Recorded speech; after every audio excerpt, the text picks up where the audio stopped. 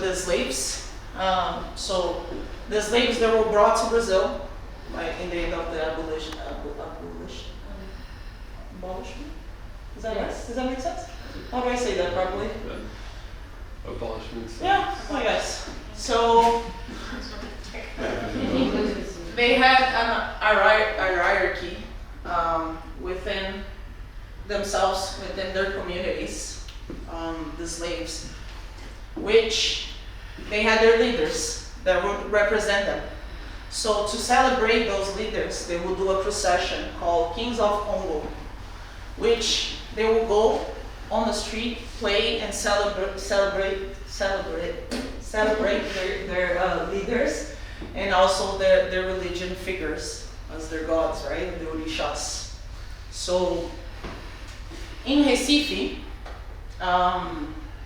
there are probably over 20 Maracatu nations. What are Maracatu nations? Nations, it's a term that refers already to a group of people, but in this case, there's meaning also with the religion, with the candomblé. So, Maracatu, what we're gonna do here, we're gonna just take a slice of the music, okay? What they also say, the profanity of Maracatu is just to go out and play on the streets. Those Maracatu nations, as I said, they're involved with the candomblé, so you can only find that in Pernambuco, Recife. Everything else outside of Pernambuco is just a Maracatu group. They're not nations, okay? Every nation has their Orisha guide. Every nation has their terreiro. So every nation is involved with one religion house that prays for a type of Orisha. So they always praising that type of Orisha. And of course other ones, but the house has like a head Orisha and they play for it. The same way that, for example, in São Paulo, Rio de Janeiro, we have the samba schools that go out in Carnival. In Recife, they have the same parades for Maracatu, but it's not even close to like the attention we get from samba.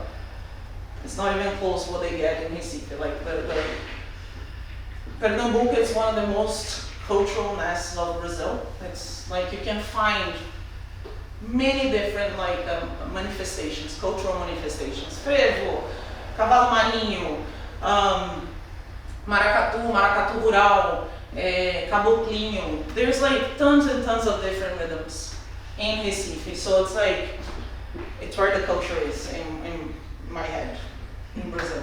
But it's not very valued by the people or by the government, right? They don't really help them get access to the carnival or the things that they need to do like a proper parade. So it's very complicated. Anyways, taking a little slice of that, been playing Maracatu for 15 years, and I've been to Recife, I've been to this nation, so I practiced with these people, and I lived just a little bit of what their life is, which is really hard. They live mostly in the favelas, and this is a way for them to keep themselves out of the street, to have something to look forward to, you know. So they always meet up, they always together to play this kind of music. So it creates a family, it creates a community. So it has all of this involved. And yeah, Maracatu is very special. So I'm going to show you guys a little bit of what the instruments are and what they represent, okay? Also, the Maracatu is a mixture of Portuguese, indigenous, and African. So once the Portuguese were involved with this community of slaves, right, they would like tell them what to do or how to behave or this and that. They wanted to also be in control, so there's influence of them on this drum, for example, like marching bands of Europe, right? These guys, the indigenous influence. Even the drums It's also from marching drum from the Portuguese. And of course it got evolved as it went to Brazil. And it wasn't like that in Africa, so this was born in Brazil. Okay, all right, let's see. So these are the 5 main instruments of maracatu. This one, it's called alfaia. Look at this.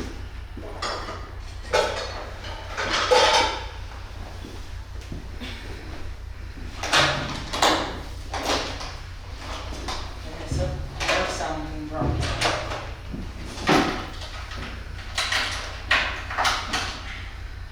I should do this one last, right? Okay, I'll do this one last. I'm gonna start with this one that people don't care really about, but I love it. It's, we call it mineiro, okay? Mineiro is very simple, it goes like this.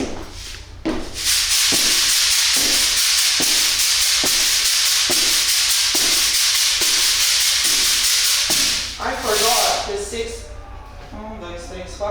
6th instrument of maracatu. One of the most important is the whistle. I forgot one. The whistle, yeah. The whistle is the one who tells you how to start and how to stop and the speed that we're gonna do this drumming thing, right? So if I have to start with the whistle. And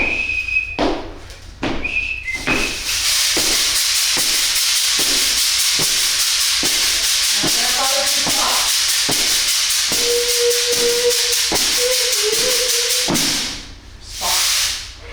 Then we have the gongue, which is one of my favorites. The gongue, it's like the heartbeat of maracatu.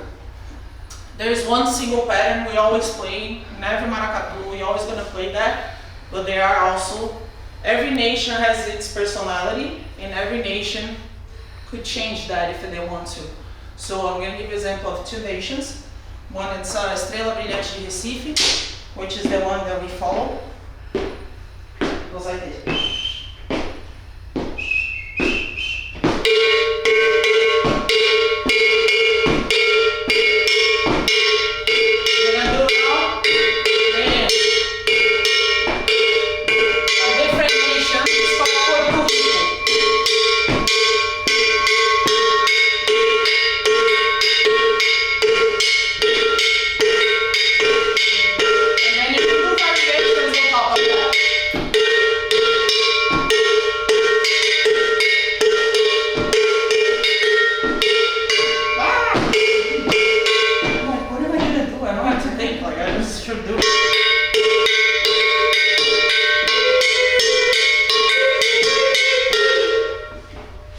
We always hit the last notes too.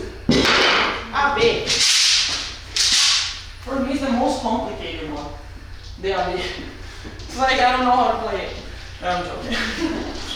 It goes like this. 1, 2, 3, 4.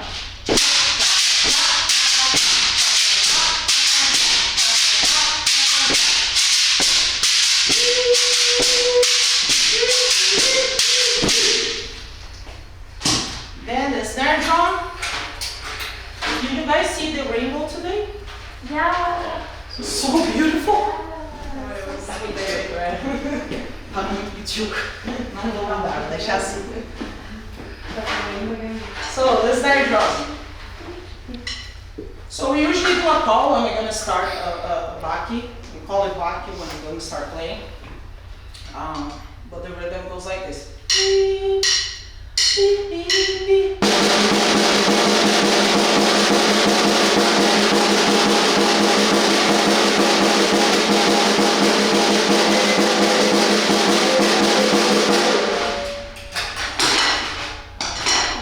And then the alfaia. So the alfaia is the low pitch one. It's the one that gives the balance, the rhythms and everything. Everything that I just played, we just keep going, always playing maracatu, okay? Unless I ask you guys to do something different, that whatever I just did with all the instruments here, it's what we do mostly. And then the alfaia is the one who changes the rhythms, okay? So I'm gonna play marcação, which is the most basic rhythm.